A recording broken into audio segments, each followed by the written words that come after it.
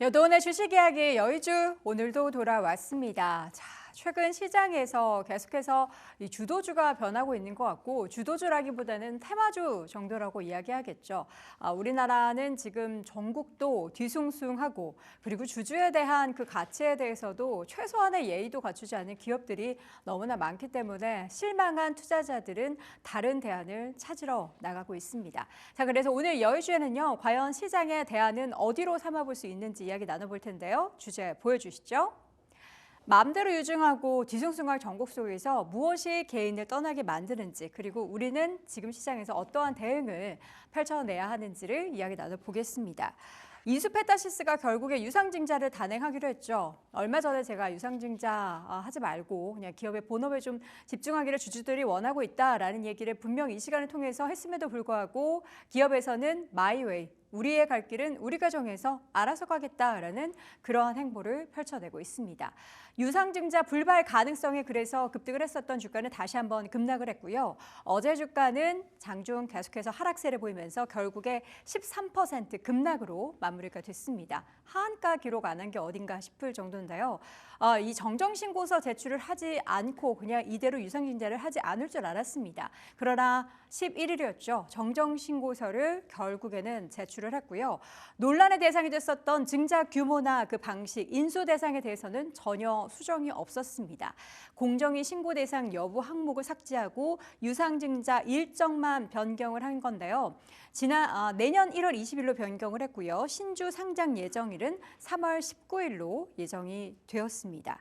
주주와 소통이 없는 회사의 선택이다라는 불만들이 터져 나오고 있지만 이수페타시스 입장에서는 전혀 이러한 부분들을 처음부터 고려했다면 그런 결정을 했을까요? 결국에는 상법 개정의 필요성이 더 올라가는데 지금 상법 개정을 할 수 있는 그 주체들도 없기 때문에 부재하기 때문에 이러한 모습들을 우리가 계속해서 불평 불만만 쏟아낼 뿐 어떤 해결책이 제시되고 있지가 않습니다.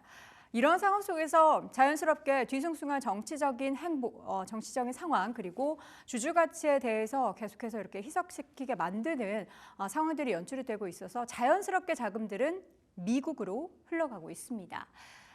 미국 ETF에 대한 투자 여러분들도 많이 하실 텐데요. 국내에 상장되어 있는 미국 ETF도 그렇고 그냥 미국 현지에 있는 투자를 더 많이 늘리신 분들 최근 늘어나셨을 겁니다. 계엄 이후에 한국 증시의 ETF 순자산 총액 증가상위 그 증가액을 확인해 보면요. 타이거 미국 S&P 500에 가장 많이 자금들이 유입됐고요. 그 다음으로는 코덱스 미국 S&P 500 TR, 토탈 리턴이라고 해서 배당금을 다시 한번 투자하는 그런 ETF죠. 코덱스 CD 금리 액티브, 타이거 MSCI 코리아 TR, 그리고 코덱스 머니마켓 액티브. 결국에는 가장 많이 자금이 유입된 두 가지 ETF 모두 미국 S&P 500 지수에 투자하는 ETF입니다.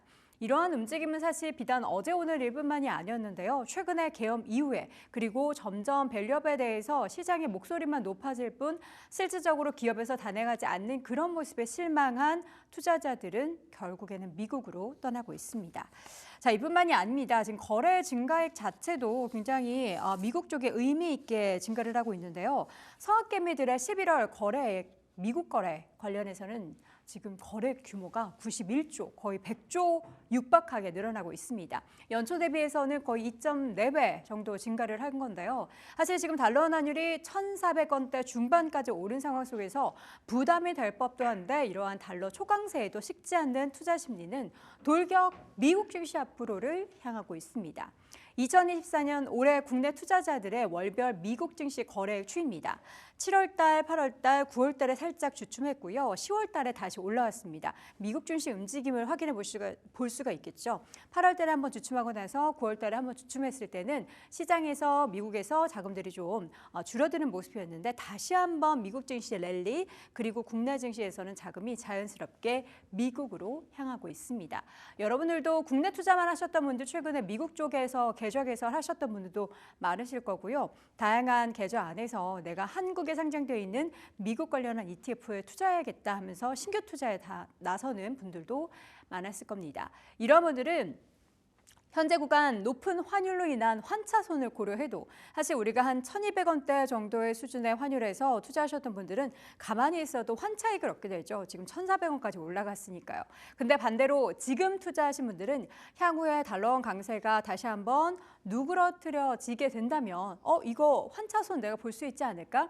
20% 넘게 앉은 자리에서 그냥 손해보는 거 아니야? 라고 생각할 수 있겠지만 그럼에도 불구하고 중장기적으로 S&P 500이나 나스닥이나 이런 관련된 기업에 투자를 한다면 더욱더 높은 수익률을 기대할 수 있다라고 예상을 하면서 투자가 이어지고 있습니다. 최근에 나스닥 지수는 또 2만 선을 돌파를 하는 모습들이 보이면서 전체 글로벌 증시 가운데 뉴욕 증시의 상대적인 수익률이 굉장히 두드러지고 있습니다. 글로벌 탑이니까요. 우리나라 시장에서는 어제 바이오주들의 투심의 회복이 나타났습니다. 특히나 중소형 바이오 쪽에 있어서의 수급 유입이 나타났고요. 계속해서 특정 인물 관련한 종목들, 정치 테마 여전히 강세를 보이는 와중에 변동성은 계속해서 더 극심해지고 있습니다.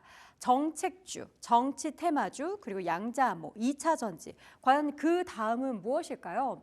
저는 시장에서 최근에 가장 많이 언급되고 있는 게 양자암호 관련된 이야기죠. 엊그제 구글에서 양자 컴퓨팅 관련한 그 칩을 개발을 했다. 엄청나게 시간을 단축시키는 관련한 기술이 입증이 됐다라는 소식과 함께 미국에서도 종목들의 등락이 보였습니다.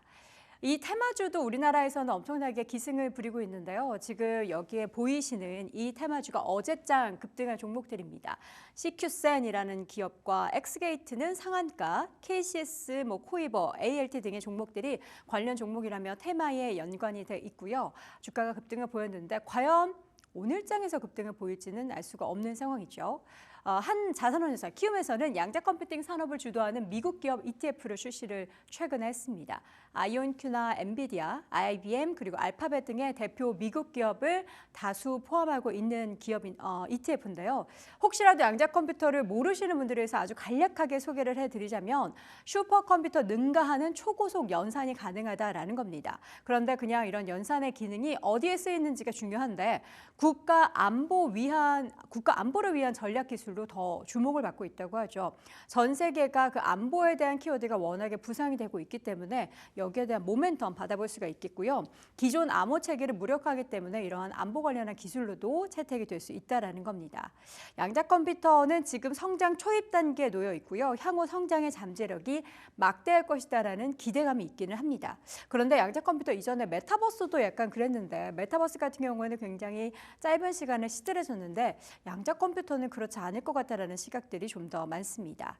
국내 테마주가 과연 지속 가능성이 있는지 여부는 판단이 필요합니다. 왜냐하면 항상 보면은 그 테마라고는 하는데 관련한 실체가 있느냐, 관련한 실적을 지키느냐, 수주를 했느냐 이런 이야기를 하면은 대답을 하지 못하는 기업들도 있기 때문이죠.